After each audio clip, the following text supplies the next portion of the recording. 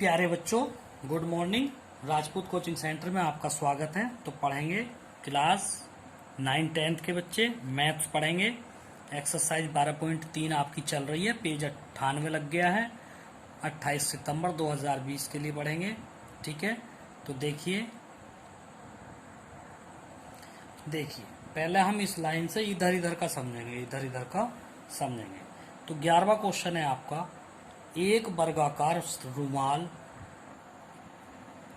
वृत्ताकार डिजाइन बने हैं। एक रुमाल पर 9 वृत्ताकार डिजाइन बने हैं, जिनमें से प्रत्येक की त्रिज्या 7 सेंटीमीटर है।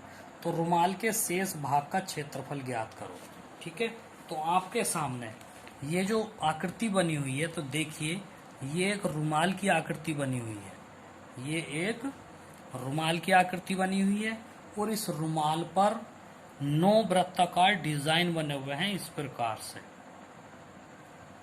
9 वृत्ताकार डिजाइन बने हुए हैं। रुमाल इस प्रकार से है। रुमाल का जो आकार है वो वर्ग के रूप का है और प्रत्येक डिजाइन की जो त्रिज्या है वो 7 सेंटीमीटर है, ठीक। यानी कि डिजाइन है वृत्ताकार।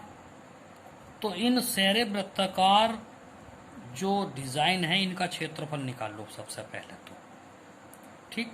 तो कैसे है, प्रत्येक डिजाइन की त्रिज्या 7 सेंटीमीटर है। चूंकि डिजाइन है वृत्त के रूप का, तो 9 डिजाइनों का क्षेत्रफल कितना हो जाएगा, 9 पाई आर स्क्वायर, यानी कि 9 गुणा एक वृत्त का क्षेत्रफल। ये होता है वृत्त का क्षेत्रफल। 9 वृत्तों का क्षेत्रफल हो गया ये, और क्षेत्रफल का सूत्र होता है पाई आर स्क्वायर। तो ये होगा 9 गुणा 22/7, पाई का मान है, 7 आर का मान है, वर्ग है तो 7 फिर लिख दिया हमने, 7 से 7 कट गया, 22 सत्ते 154 गुणा 9।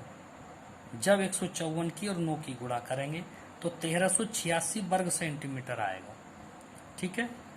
प्रत्येक पंक्ति में 3 डिजाइन है, अतः वर्गाकार रुमाल की भुजा।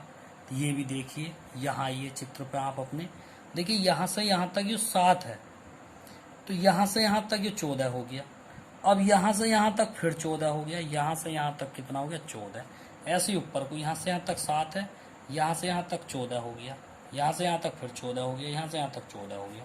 तो 14 + 14 + 14 ये कितना हो गया, ये हो गया यहाँ से यहाँ तक 42, ठीक है। तो इसकी जो भुजा आवेगी ये आवेगी 42 सेंटीमीटर, इस प्रकार से। तो हम पूरे वर्गाकार जो रुमाल है उसका पूरा क्षेत्रफल कितना आवेगा, क्योंकि रुमाल वर्गाकार है, तो जब हम क्षेत्रफल निकाल लेंगे, वर्गाकार रुमाल का जब क्षेत्रफल निकाल लेंगे, तो पहले हमें उसकी भुजा का पता होना चाहिए, ठीक है। तो वर्गाकार रुमाल का जो क्षेत्रफल आएगा वो आएगा भुजा की घात 2, लेकिन हमें भुजा का तो पता होना चाहिए कि वर्गाकार रुमाल की भुजा कितनी है। तो यहाँ पे वर्गाकार रुमाल की भुजा 14 + के 14 और + के 14, यानी कि 14 तिया 42 सेंटीमीटर इसकी भुजा आवेगी। इसी प्रकार रुमाल का क्षेत्रफल क्या होगा, भुजा की घात 2 बराबर, यानी 42 की घात 2। जब 42 की घात 2 करेंगे तो कहने का मतलब आएगा कि 42 की गुणा 2 बार कर दो, तो यह आएगा 1764 वर्ग सेंटीमीटर। ये पूरे रुमाल का क्षेत्रफल है। तो शेष रुमाल के शेष भाग का क्षेत्रफल कितना होगा, आइए हम अपने चित्र पर वापस लौटते हैं।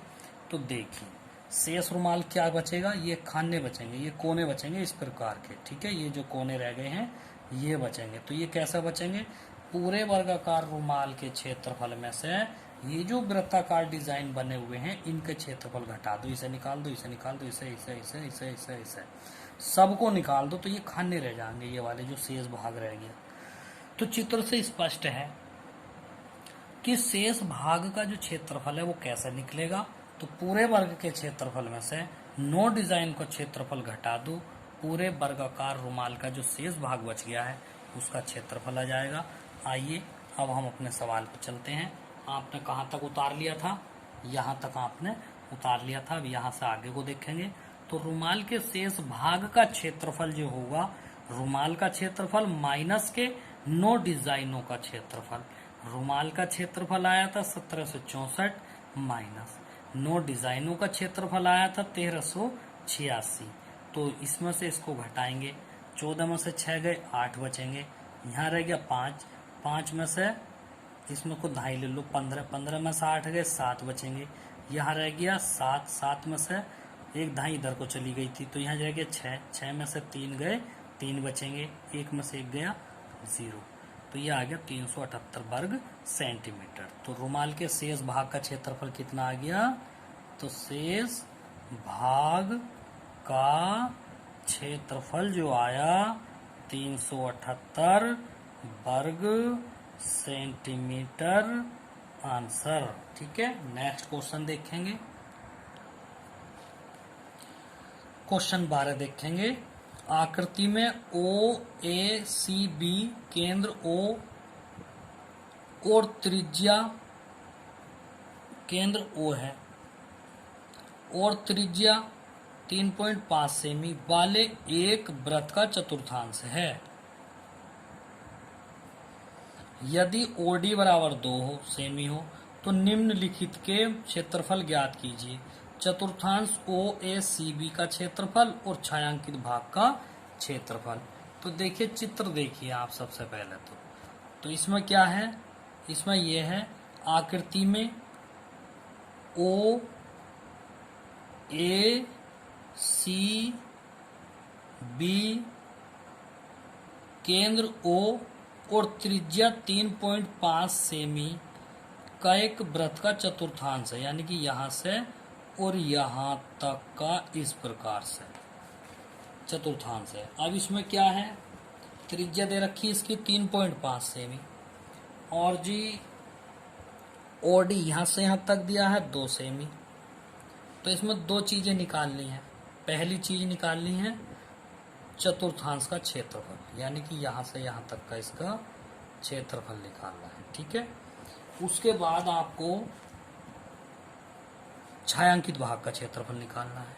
तो बहुत सिंपल है, पूरे चतुर्थांश के क्षेत्रफल में से त्रिभुज का क्षेत्रफल घटा दोगे तो छायांकित भाग का क्षेत्रफल आ जाएगा।